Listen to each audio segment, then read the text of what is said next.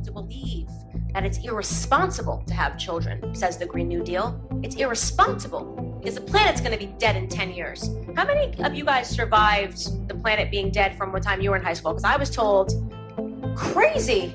Little did I know that they had done that over and over again. There was the ozone layer. The protective ozone layer is being threatened as never before. We're all at risk. They're coming after everybody's families, right? They're coming after everybody's reputations if you don't kowtow to what they want. They're coming after everybody's children. The left seeks nothing more than absolute power, and we cannot give it to them.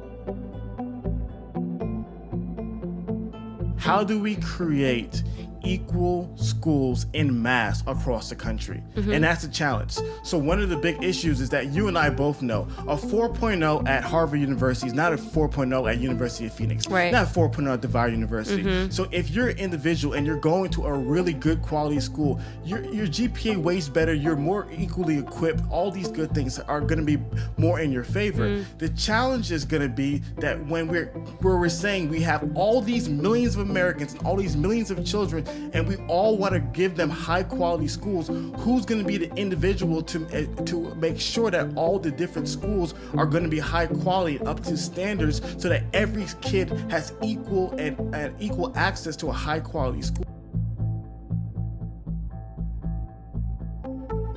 And what I'm saying is we don't have that now under the I know, public I agree schools. with You know what I you. mean? I So agree. So what's it would the be a solution? better, because we know that kids fare better in private schools. We know that they do better. So you want to? There are higher rates of graduation. There are high, they do better in college. So we know that the private system works better as it is now, because that's just how the world works. I mean, the whole idea is In the mass, though, Candace. Yeah, but even if you did it in mass, it would be better, because to be able to start a private school, you can't be some dummy. You know what I mean? Like you can't. It takes a lot I to agree. be able to so start. how many can we start? That's I mean, what I'm saying. As soon as we remove the roadblocks, I'm hoping tons.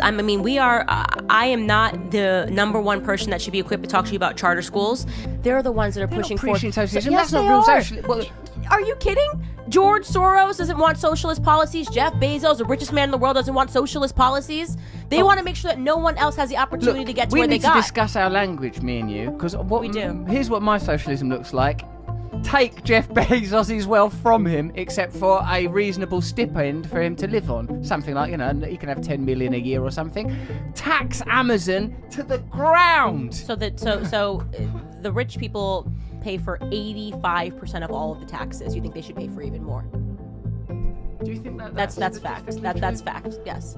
The top 10% pay for 85% of all the taxes. When people say they're going to raise their taxes more, I'm just like, how much more? Should we just say just pay for all the taxes? And I agree with you that we have this giant space where we need private schools. I don't know how we perpetuate it more quickly. That's a discussion. I would love to have Betsy DeVoe on my podcast and talk about that, because I really would like to understand, why can't we get more? I know that we have all of these roadblocks that are being created by politicians, and that's why I think that the last thing I would say is that we need to have regulations to start charter schools, because the same people that are failing our kids are now telling us that they're going to try and create a solution. And parents are smart enough to say, it's like when you decide if your kid's going to play football or gymnastics, you don't need the government to regulate that. You're smart enough to say, this works for my kid or this doesn't, and to be able to shop is important. And I want parents to be able to parent again. So I believe in the individual, you don't. That's our fundamental differences. But the primary goal of the individual should be to serve the community. I do not believe that the primary goal of What an do you think individual, the primary I goal of think the that once an individual should be? individual To feels serve that they the have individual? served, so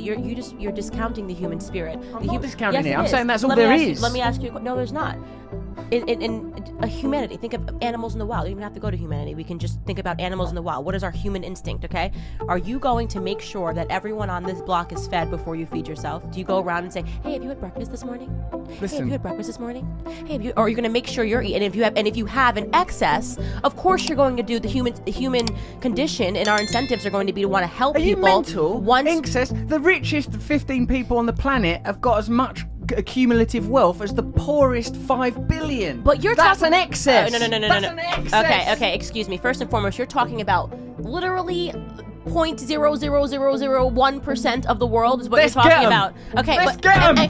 and what are they preaching? What do they want? Socialism, so that nobody else has the opportunity to become what they've become. First and foremost, stop selling us our own oppression. Stop taking away our self-confidence by telling us that we can't because of racism, because of slavery. I've never been a slave in this country. Stop telling us that we need to be obsessing over our past when we should be obsessing over our future and the potential that we have. Well, I think it drew attention for a lot of reasons. I think in many ways people on the right felt vindicated. And I know that there were a lot of moderate people that came over and realized that what I was talking about were actually real issues in Black America. I touched upon the illiteracy rates. 75% of Black boys in California not being able to read is a problem in Black America. White nationalism, when Black on Black crime, 90.1% of all homicides against Black Americans are performed by other Black Americans. The entire hearing, in my opinion, was a hoax. The continued hoax on Black America, which comes to us from Democrats who want us ultimately to fail by focusing on something that is not harming us when you look at all of the other issues that we are facing. Look, this morning we got the jobs report. 6.6% is the Black unemployment rate, if I can put it like that, the lowest ever recorded. Why isn't that message getting out to the Black community? Because they don't want Blacks to be independent. We saw that with the State of the Union address, the Black Caucus, which You're talking about Black down, leadership as opposed to the mass of the Black community. Absolutely. So what it comes down to is that message can't get out because they don't want Blacks to be independent. We saw that in the State of the Union address when they sat down when they announced that Black unemployment rate was low, and they stood up when Obama was in office for more food stamps. 75% of Black boys in California can't pass a basic reading exam. Across 5 schools in Baltimore, they couldn't find a single child that was proficient in reading and writing. A single child across 5 schools in the inner cities. You want to know why they're teaching critical race theory? You want to know also why they're pushing that down the pipeline? It's to make sure that the kids are dumber and dumber and dumber, and yet convinced that they're super educated. It's a big problem. I mean, we could sit here all day. Like, you know, it's a problem that's bigger than us, and that I feel equally as impassioned about as you do. That there are things that need to be done, and we need we need a solution. Yeah. Our kids are being failed. They can't read. I mean, that was not a thing when I was a kid. Everybody could read. Yeah. You know, they can't read now. So it's getting worse over time. And there's no reason for that. There's no reason other than, we're replacing hard academics with soft academics is a big reason. You want kids to feel good and not know anything, which Thomas Sowell wrote a great book about that. Inside the American education system, the lies, the dogma, the deception is the subtitle. And he talks about that extensively, about how now you used to have hard academics where American schools used to be really great. Science, the maths, now it's like, first day of school, here's a safe space. You can pick your gender. We want you to have a feelings class. We want you to learn about your privilege. I don't want my kid to learn about that. I want my kid to be able to do math. Like when I see those little 5-year-old Chinese kids on YouTube and they're like hitting the calculator, I'm like, I want my kid to be able to do that. Yeah. I don't let me parent him on all of the emotional aspects. Let me be the parent, and you truly just be the teacher.